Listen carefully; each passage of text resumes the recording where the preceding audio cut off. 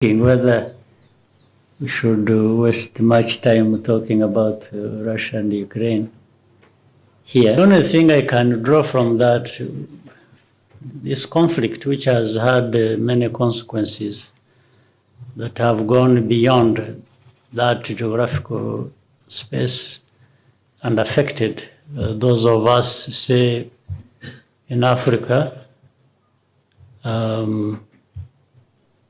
and beyond, and other places, whether we shouldn't be thinking even more about what we should be doing together, and each of our countries doing their best to make the kinds of investments that will enable us to survive no matter what conflict in other places. As of course we wish to have no such a conflict, so even to end them where they are, but to primarily survive the consequences of that. For example, everyone has heard of shortage of grains, of fertilizer, or all kinds of things that we need for food or input into our agricultural systems.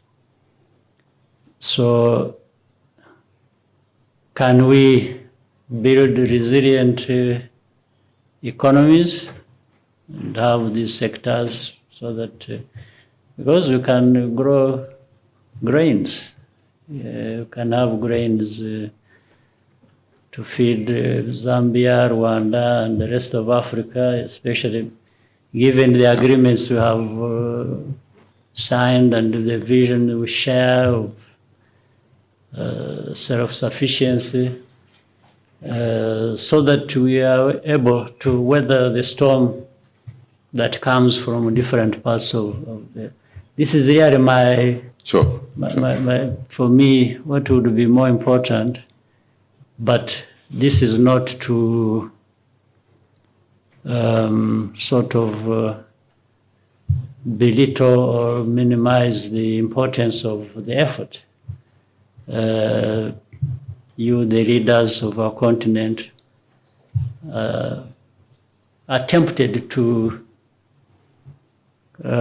contribute to the peace that is required in that part of the world, but also benefiting the rest of the world.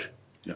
But I think putting them in terms of hierarchy, for me, the other one is more important, because even if you are to solve this problem, it doesn't matter that there is likely to be another conflict somewhere else.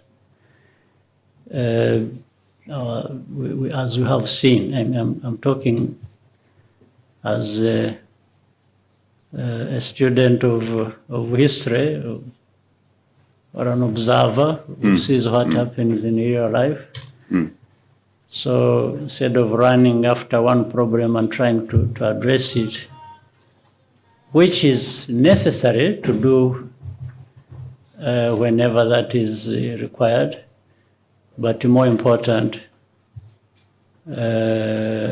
running after these efforts to prevent by creating resilience in our governance, in our economies, in our productivity, and I think this is where, yeah, but it doesn't stop people trying to do something whenever and wherever they can to try and